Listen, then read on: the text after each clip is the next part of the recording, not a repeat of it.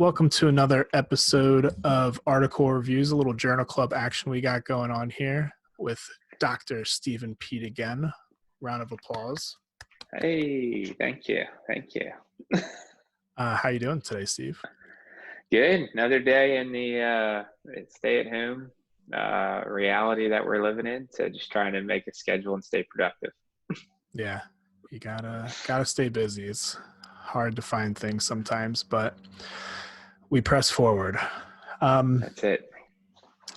So you've probably been watching this on our YouTube or Facebook pages, but we do have a podcast. By the time this is out, it should be up, and that is titled PT et al. I'll put it right across the screen here, and the link will be in the description. So if you are a podcast listener and that's kind of your mojo, you can go ahead and follow us on there.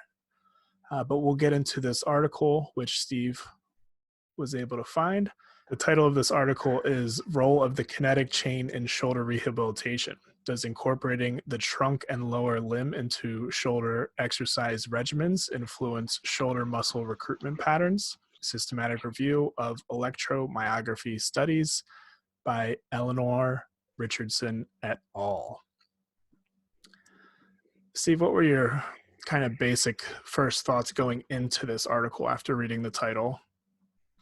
I was very excited. The title definitely grabbed me, and something that's, the chain is something that's always debated heavily.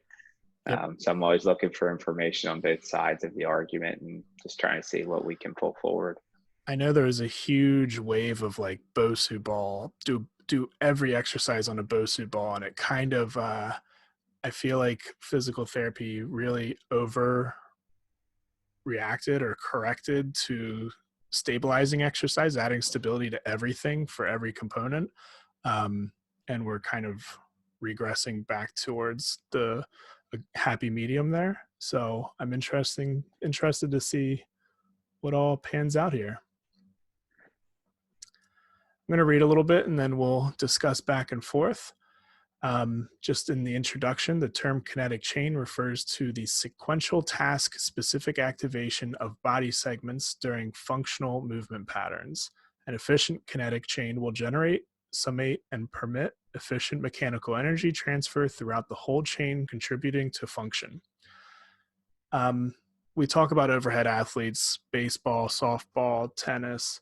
Some people incorporate swimming, but that overhead movement is a lot of stress on the shoulder, but from a performance and injury prevention point of view, there is a lot to do with the lower extremity and core muscles too that we don't want to neglect during our treatment process.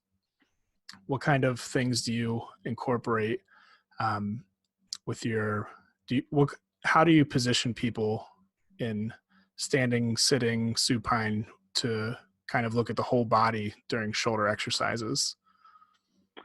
Yeah, I guess like all good PT answers, it depends, right?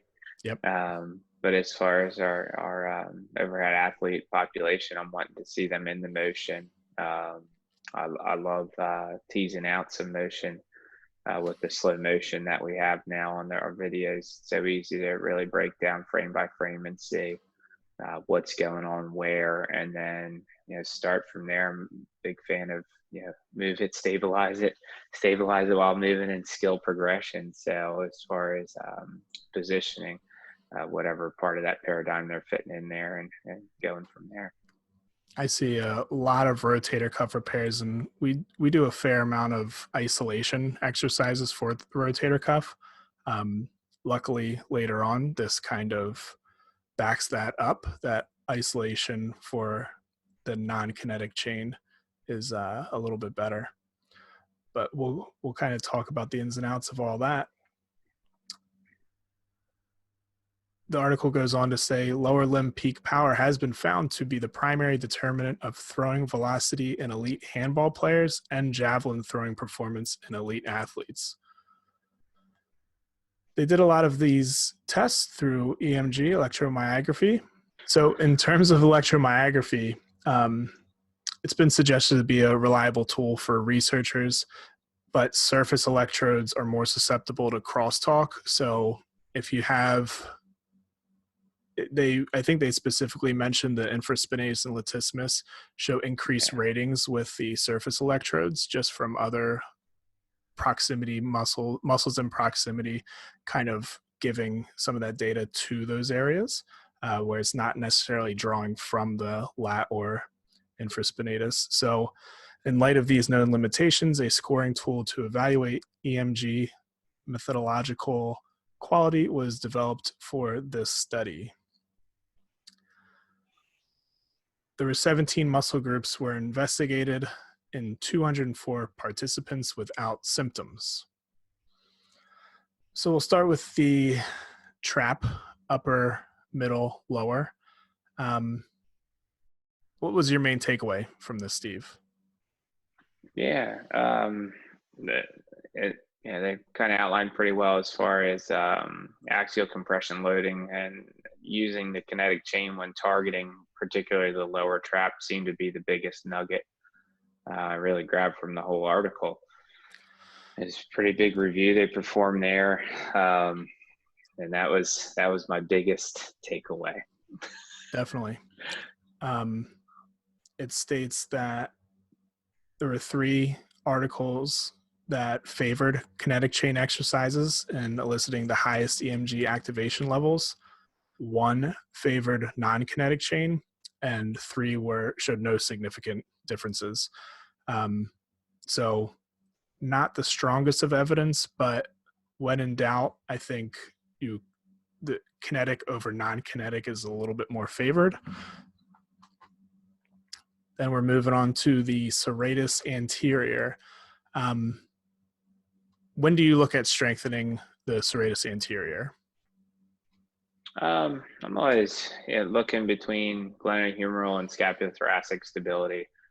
So when you're seeing your big wingers and someone who doesn't have a good rhythm there per se, always looking at, it's a neat muscle in the boxers. You see it real well defined, and Yep. Something fun about that serratus. So, but primarily, again, your wingers and those who have a funky rhythm out there, where that scap's just flying around. Absolutely. Going to target that. Yeah. They did remove a couple studies from the serratus anterior just because they scored so low on the methodological quality score. But of those remaining, there was 4 that favored kinetic chain exercises, 2 that favored non-kinetic, and 1 that found no difference. So again, if you have to choose between the 2, it seems like there's a little bit more evidence backing the kinetic chain strengthening. Then we have the rotator cuff. Once the low scoring studies were removed, there were 2 studies remaining, both favoring non-kinetic chain and eliciting the highest EMG activation levels. So pinning that elbow to the side, bringing it up into the 90-90 position, normal stance, no lateral shifting required. That's where you're going to get the most bang for your buck for strictly rotator cuff strengthening. Any surprise there? I guess I like it. And that when I think about trying to train the cuff and training it well, you're not wanting your larger, regional muscles to take over. So I kind of felt good about what we've been doing in the clinic as far as isolation there, and feel comfortable continuing with it. But yeah, pretty neat. I guess a little confirmation bias going on there, but pretty happy to see it. It's always good when you read a new article and it tells you the past 8 years of your life you've been doing okay. Yeah, a little pat on the back. Yeah. Then we go on to the glenohumeral joint primary movers. So we're talking the deltoids, lats here. Once you remove those low scoring studies, we saw 3 studies remaining, 2 that favored the non-kinetic chain and 1 favoring kinetic chain. So again, take that as you will. I kind of, just from personal experience, I think the non-kinetic chain is kind of what I favor.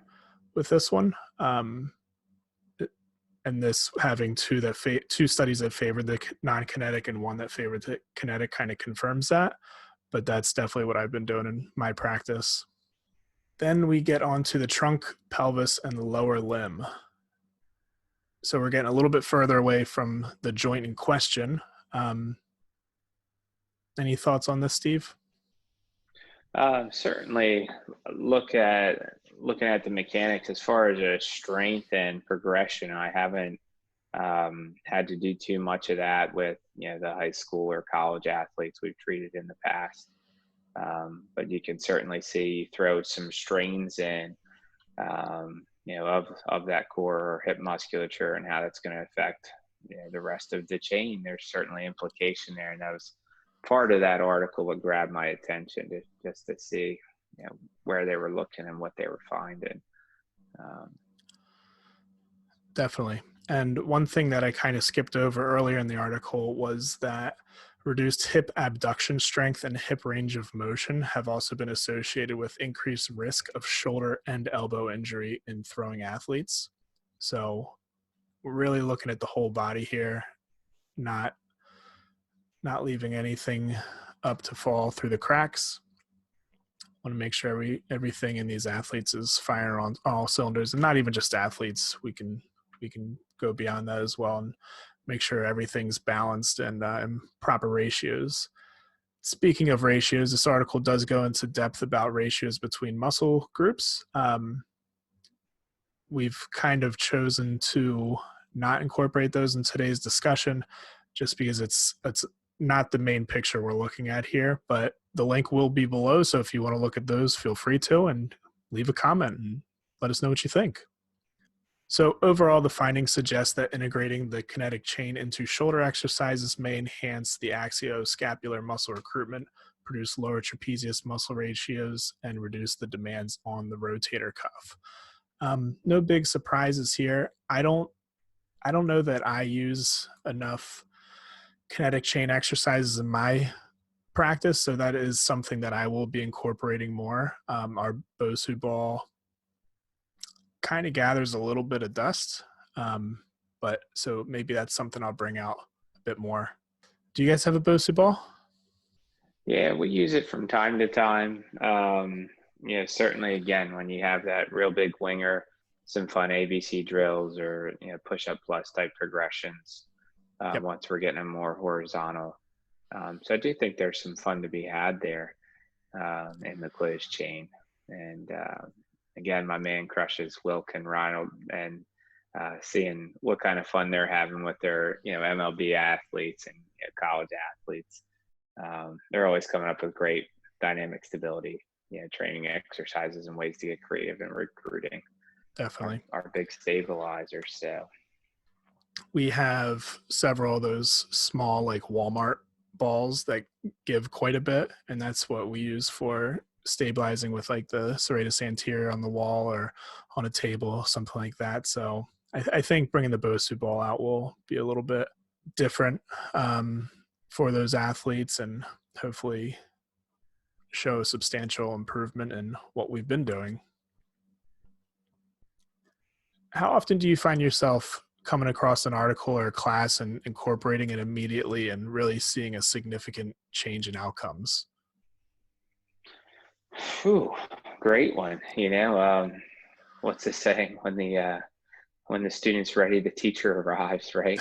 So you find what you're looking for, and many times I do think you're underlying, you're thinking about your athletes, you're thinking about your patient population and what you can incorporate to help their treatment plan. So I feel like, strangely enough, outside of current times, it never seems to fail where something does trickle in, and you pull those pearls from a course or an article, and you're able to incorporate it with positive results, and it keeps you going, keeps you looking for the next thing to kind of spark your treatment and evolve your practice and what's working well for you.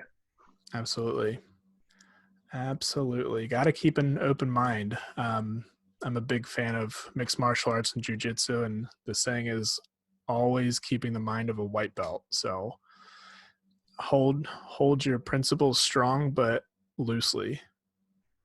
I think that's the saying. Sounds like an 80s song. Yeah. Hold strong opinions loosely. I think that's what it is. Okay. Yeah. Yeah. I like it. Yeah. So don't be so set in your ways that something amazing sits right in front of you and you just ignore it because tradition is always right. In conclusion, the manner in which the kinetic chain is integrated may be key in eliciting these potential clinically favorable outcomes, with consistent evidence favoring lateral lower quadrant weight transference methods, such as stepping, over common kinetic chain integration strategies, such as squatting. So, adding a little bit more movement into those exercises, they reference a lawnmower. So, if you're going up into that overhead position, adding a step with it rather than just holding a squatted position. That's probably the same as holding a squatted position on a Bosu ball. They want some more of that lateral shifting rather than just stabilizing with your lower legs. Kinetic chain exercises may be more suited when targeting enhanced efficiency as well. So especially when you get closer to that return to sport, if there's an injury, labral tear, rotator cuff tear, UCL, whatever it may be, isolation exercises may be probably the better way to go in the beginning, a little less stressful. And then when you're coming closer to sport, getting them back into that overhead position, strengthening all those muscles that haven't been utilized in a sport performance type of setting, and getting them back out onto the field, the court, into the pool, whatever it may be. Uh, yeah. One more thought that just kind of came across my head as they talked about the cuff not being as active during the kinetic chain might have some rehab implications there as well, just for your progression. So although it's not giving you more, sometimes less is more. So, using that to your advantage to start getting the cuff firing in different positions could be fun. Absolutely. Absolutely. What's your favorite Ooh, strengthening resistance form? You big band guy, weight guy, manual I love, resistance? yeah, band and manual would probably be my favorite.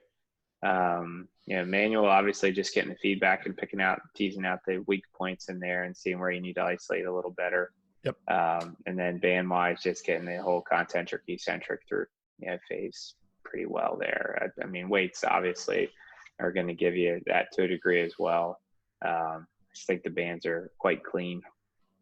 Definitely. And it's easy for carry over into a home program. They're not always going to have somebody with them that knows what they're looking for with the manual resistance. So just a easier way for them to be compliant with a home exercise program.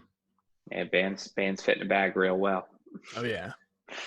Maybe in a wallet too. Yeah. Like a thick Costanza. old wallet or purse. George Costanza. Jerry. All right. Any other final thoughts?